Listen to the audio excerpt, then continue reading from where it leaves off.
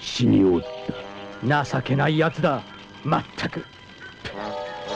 たかが戦闘力1000ちょっとの奴らに殺されるなんてな。Excuse me for dropping in. I'm trying to find a man named Kakarot. I thought you were him. You're excused, but maybe you should get glasses for both your eyes. Vegeta, what does the scouter say about his power level? It's over 9,000! Hey everyone, this is Poohead189, and today we're going to be discussing one of the coolest, most seminal items in Toriyama's Dragon Ball universe, and that is the Scouter. You know, somehow Toriyama has this wild, incredible ability to make a simple, minimalist design just insanely cool and timelessly classic. I wish I knew how he does it, but everything he touches just turns to gold, apparently, and the Scouter is a great example of that. It's sleek, compatible, and there's just a style to it that you really can't deny. So let's talk about it. So the Scouter is a multi-purpose device that is utilized by the Frieza Force and its various subject peoples. Its most common and well-known feature is that it can measure the battle power of an organic subject, with relatively good accuracy. It also seems to be able to sense powers across a planet, as the furthest length of distance we see is a bit over 12,000 kilometers. Or what I believe are kilometers. Raditz does not specify exactly what the 12909 means in the panel in question, though it is likely kilometers since that is how Raditz's Scouter calculates distance once Bulma fixes it. Now, the Scouter was introduced in chapter 195 of the original manga, with the arrival of Raditz, and it gave us a very empirical, linear way to view power which revolutionized the debates around power scaling, for good or for ill. And let me read a quick quote by Toriyama as he spoke on his reasoning for making the Scouter devices. Toriyama says, "My number one goal in coming up with it was because if an opponent's strength could be seen as a number, it would be very easy for the readers to understand when I put it in the comic. However, I could foresee that it would be an inconvenience for me down the line, because if you knew a concrete number, then you could tell who would win or lose. So with regards to Goku and company, I decided that their power would change due to ki and could not be adequately measured. In addition, it is a very convenient item to create peril, since with enemies equipped with them, their location could become known and they could be reported. Thank you, Toriyama-sensei." Now, as Toriyama noted, the Scouter does not only read power, but it also grants the wearer the location of the being in question, and, as stated, its distance. And Scouters are also used as transmitters and communication devices, as noted on how Frieza, Vegeta, and Nappa learned of the Dragon Balls.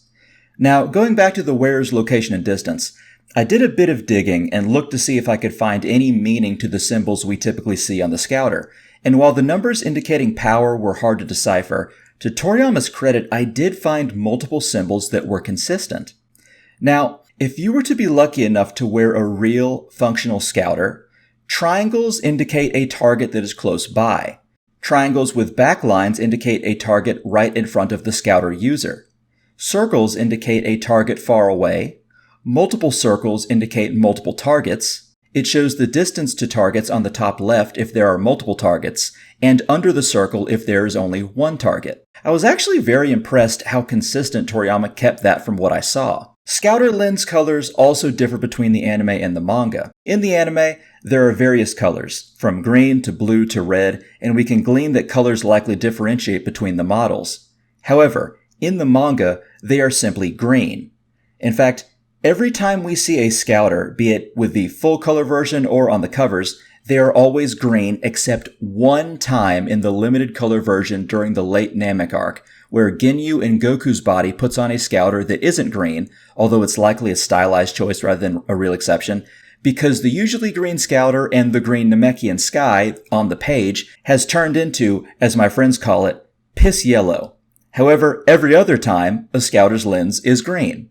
Now, in-universe, the Scouters were made by the Tuffles. However, Toriyama also says that there was a scientist in the Frieza Force called Gichamaru, which is a name that serves as a pun on Mugicha, which is roasted barley tea.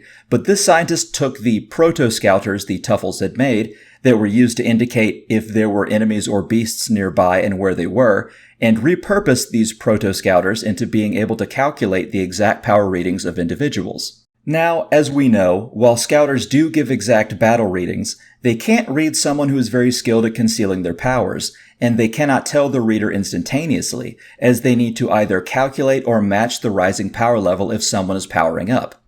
Toriyama says in an interview that his reasoning behind the scouters breaking when sensing a high power level is 1, it's cool, but 2, it's like how a counter that can't keep up breaks down, which would be like any computer that has to run something very stringent or energy consuming.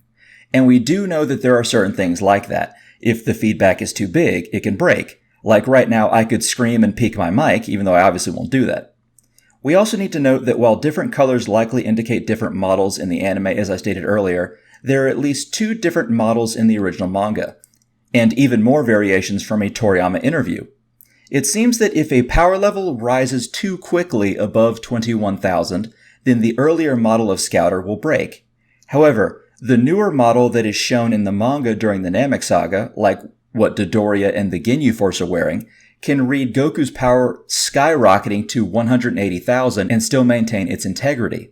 However, when Vegeta powers up and clashes against First Form Frieza, Frieza's updated Scouter does break, which means I would say that the new models break around maybe 450,000 to 480,000, although if that is the case, then we don't know how they figured out Frieza's power, unless a certain filler scene in the Frieza saga has some nominal plausibility, as there is a huge console with a power reader that can read full power Frieza's power level at 120 million, and it only breaks when Goku's power of 150 million is read. Now, as I said, Toriyama does say there are various Scouter designs. Firstly, in the Frieza Force, it is possible to have a Scouter be made to order, in order to fit one's ear specifically. There are also supposedly variants that can cover both eyes, though whether it is one long lens, some kind of headgear, or it's just a dual Scouter case, we don't know. We also don't know what extra features that might have. Toriyama himself said he does not know how a Scouter would stay on one's ear, especially when the fighters are using very sharp movements. He chalks it up to simple alien technology. And of course, we need to talk about the implications of the Scouter in terms of language.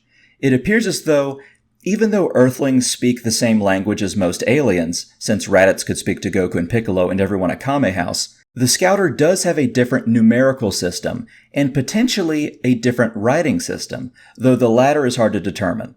I won't speculate too far on that, but it does appear that, though there seems to be a universal or at least a galactic language, numbers and maybe letters from the wider galactic community are in a different form than those of Earth.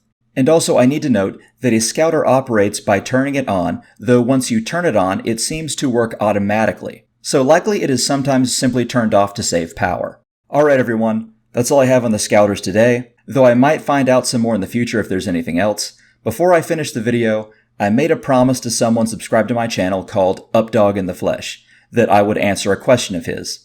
Somehow I missed it on my last Q&A, and I promised I would add it here in my Scouter video.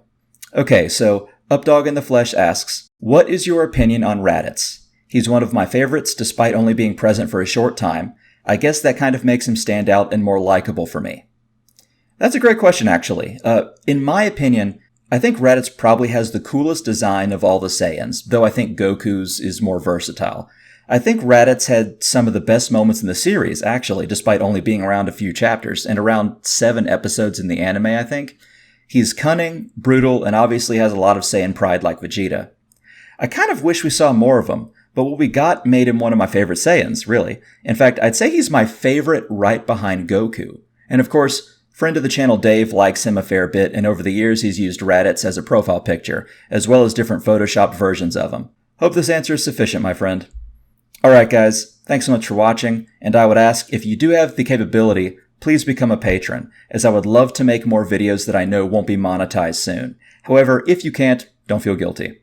And I appreciate your likes, comments, and subscriptions a lot.